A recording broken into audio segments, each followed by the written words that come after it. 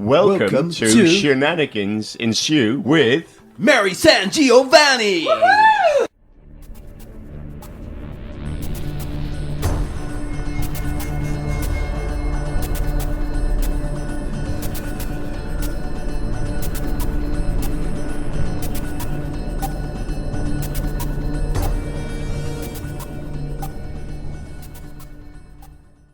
Folks, welcome to Cosmic Shenanigans. I'm Mary SanGiovanni, and as usual, I'm up to shenanigans of cosmic proportions. This week, we'll be talking about DAGON, a 2001 Spanish horror film directed by Stuart Gordon and written by Dennis Paoli, starring Ezra Godden, Francisco Rabal, Raquel Moronio, Macarena Gomez, Brendan Price, Brigitte Bofarul, and others. Although I usually don't cover Lovecraft stuff specifically, because this is an adaptation of something of his and does deviate from the source material, I think that it is an interesting comparison between source material and the movie itself, and how it deviates without losing the essence of the story. Although, and for example, although it's named DAGON, this movie is more of an adaptation of Lovecraft's novella The Shadow over Innsmouth, which, incidentally, is the only story of HPL's that was published in book form in his lifetime, in April 1936. It's more of an adaptation of The Shadow over Innsmouth than the actual story DAGON, which was one of HPL's first stories written as an adult. It was published by The Vagrant in November 1919, so it deals with the same kind of entity, the same kind of gods, but they go in different directions here. This movie takes place in Boca, which is ostensibly a version of Innsmouth. Boca, I think, is Spanish for mouth, so I think there's that version there. And it follows Miskatonic graduate Paul Marsh, one would assume of Obed Marsh lineage, as he gets the town drunk, booze, and trades that for information, and essentially runs around in Boca trying to save his wife and keep from being tortured by fish people. There are flashes of memory regarding the esoteric order of Dagon and its faithful congregation, but for the most part, I don't think that Paul Marsh really understands what's going on. He does have some terrible dreams, and they're terrible and sort of erotic in the same at the same time, and it's an unusual dichotomy, which we're going to talk about later on. What I like about this particular movie, it's that it's cosmic horror in every way, but it really serves as a bridge not only between Lovecraft's work and interpretations of that work for modern and international audiences, but also it's a bridge between Lovecraft's traditions and modern cosmic horror adaptability over time and across cultures. Now, one of the things that separates DAGON from its original source material is that it is incredibly visceral and sexual.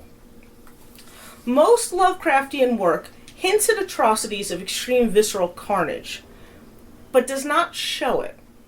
Now, in my experience, a lot of new cosmic horror, quotes, or modern film adaptations of Lovecraft's work specifically names that which should not be named and shows that which cannot be described, often in vivid color and graphic imagery, I think expressly because Lovecraft wouldn't describe it and wouldn't show it. Now, one of the reasons I think Lovecraft didn't show that probably had to do with the time period. It might have had to do with censors, or a certain level of moral gatekeeping in publishing at the time that he wrote this. Part of it, I think, has to do with the fact that when you're trying to establish the idea of an evil or an indifferent force that is so foreign and so alien to us that we can't really begin to comprehend its motivations, that it is sort of encased or personified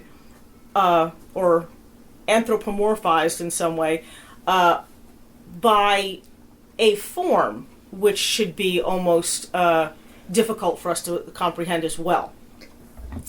I think that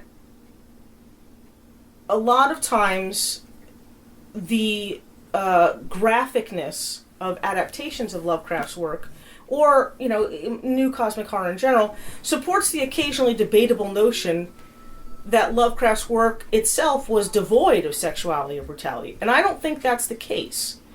I think that it is cosmic horror in and of itself is an incredibly sensual, and I don't mean that in a sexual way, but in terms of engaging the senses, it is the potential for it to be a very sensual kind of writing is there.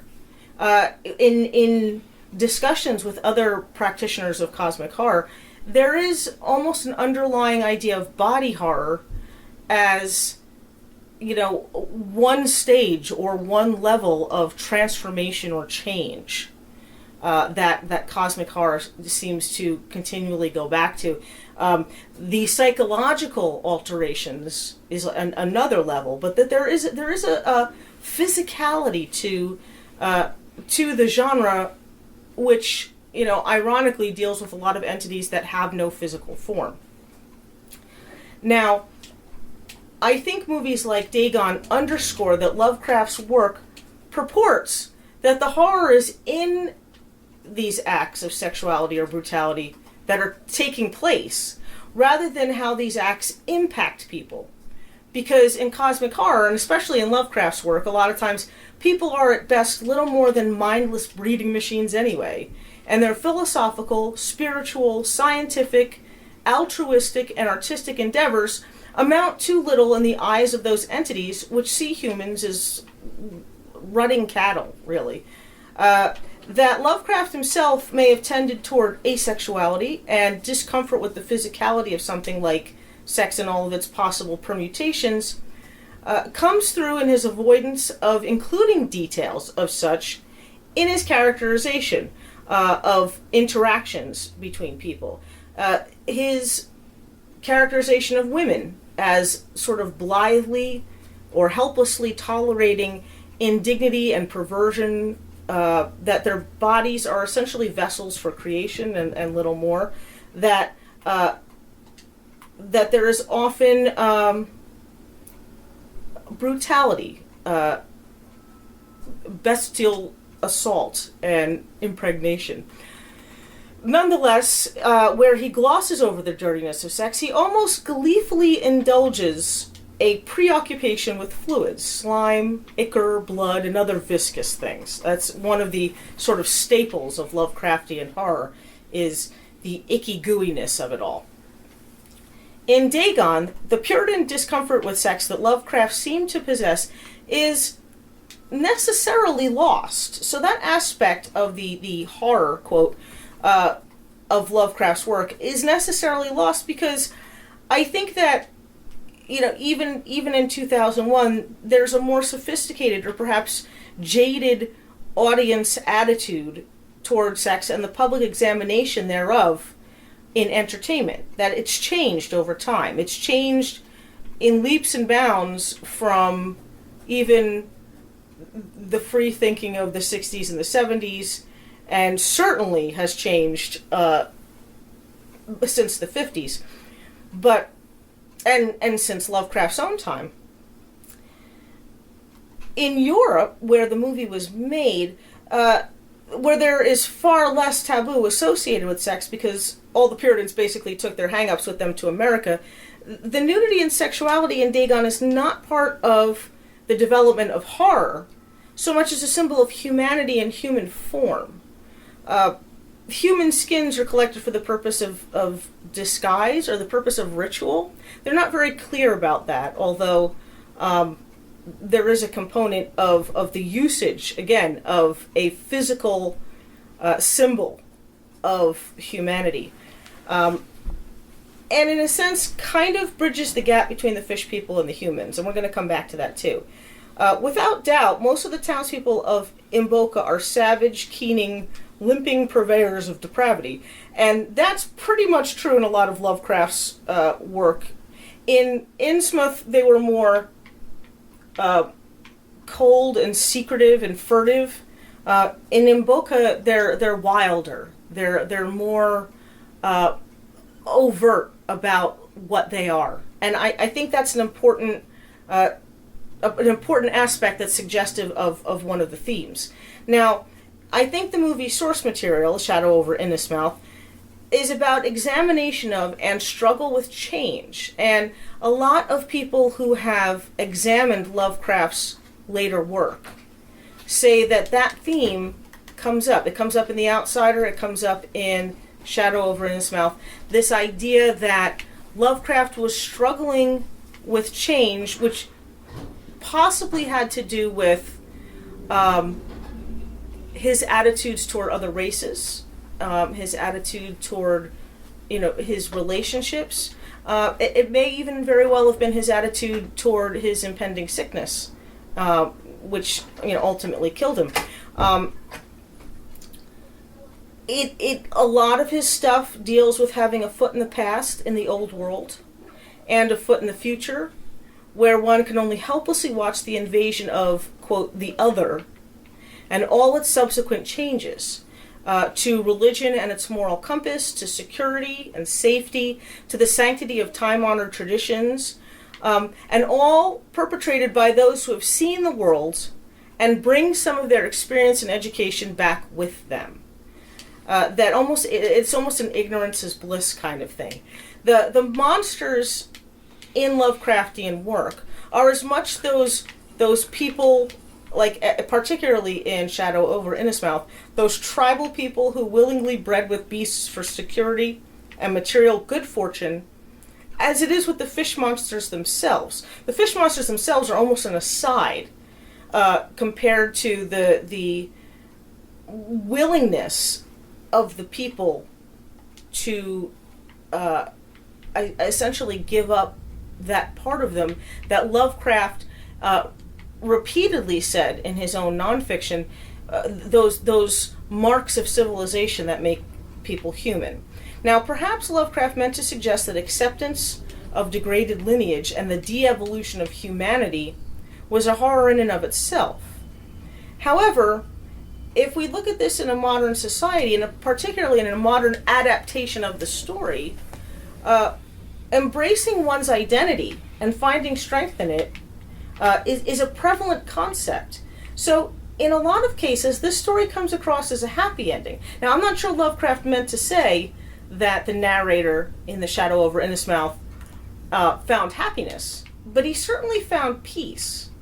And it's an interesting diverting of his professed belief systems and of his normal style of writing to accept oncoming change with that kind of grace. Now, if we look at Spain, it's a predominantly Roman Catholic country. Even today, 97% of the population is Roman Catholic. Although there is a contingent of Jewish and Muslim practitioners, I suspect that there may yet be an element of the loss of the security of having faith in something, particularly having faith in one loving and protective God. That may not play the same in America as it does in Spain, but I've noticed that if you look at horror from different countries, because their cultural experiences are so different, a lot of times the underlying theme of the horror, while universal to humanity, takes the form of something that's specific to the culture. And if so much of the country is so openly and comfortably Roman Catholic, then I think the character of Ezekiel, who is essentially Zadok, I think his name was in Shadow over Innismouth, the old drunk guy, I think that character sort of represents that idea that the past was very much connected to a religion which was wholesome and safe, but ineffective, and that the future is looking for ways that bring immediate and material results, but at what cost? At what loss? And I would imagine that it's much harder for a people entrenched in a particular religion, like in Spain, to face the utter destruction of faith by the revelation of something like old ones or aliens or ancient gods. Probably harder for them than it would be for Americans, for whom a Christian-based majority has been in steady decline since like the 70s or 80s. Now, ultimately, what makes Lovecraftian work and cosmic horror in general so timeless and so applicable across cultural and geographical boundaries, or in essence, much like the creatures, defiant in a way of regular time and space, is this notion that, simply put, the measures we take in our minds, as well as with our bodies, to be safe, and sometimes that includes prayer, or faith in God, or faith in a religion, to be safe mentally as well as physically, to feel secure in our place in the universe, that these things could be rendered useless, and that the world could be swept out from under us, leaving us lost and alone and suffering indefinitely. Now, in my opinion, and again, here's where I think the movie deviates, but effectively deviates from the source material, is that Dagon is, at its heart, in one sense, a love story. As we've mentioned before, Lovecraft did not characterize women as much other than objects, background noise, or sort of, foils for these nefarious purposes. But the movie isn't like that. What Dagon does is that it provides a figure of empathy for the creatures, really, which is almost nearly always lacking in Lovecraftian entities. This idea that we would feel sympathy for them, or even more so, that they may feel some sense of empathy or sympathy for us. But we get that in the form of Ugia, who's a sexual, romantic, passionate woman in her own way. A genuinely loving creature. She's a priestess of the esoteric order of Dagon, and she's a half-human, half-tentacle fish type creature person. There is a bond, though, between her and Paul Marsh, and you find out later in the movie what exactly the nature of that bond is. But she dreams of him, and he dreams of her, and from the moment she lays eyes on him, she is absolutely in love with him. There's a sexual bond, a romantic bond, that seems to overpower Paul in her presence, despite his, continuous worry and wonder about the fate of his wife. Although Ugia is not entirely given to human emotion in every way, for example, she can't understand Paul's horror at the inevitable Innismouth change, the physical change that people go through, the sacrifices to Dagon and the Deep Ones, or the other atrocities committed in the name of survival and procreation, as far as she's concerned, by her or her followers. She does admit to still having some feeling, as if possibly over time, the sense of love, maybe, or romanticism declines in the fish people, but she still has some feeling. Now, primarily what we get from her is love and jealousy. She sees Paul's wife as a rival that she had been set to not take particularly seriously, because she says to him, well, you don't dream of her. And it's true. When Paul is around Ushia, he doesn't much think of anything else but her. His wife seems almost an afterthought. But we see that this love and jealousy, primarily love, which is really, I think, a stronger aspect than jealousy, to creatures for whom time doesn't really matter. An ex-girlfriend is not really all that big an issue, or an ex-wife. She wields her power to protect him more than once in the movie. In a sense, she sacrifices for him by contradicting her own people. And the Deep One's assumption that Paul would be sacrificed physically.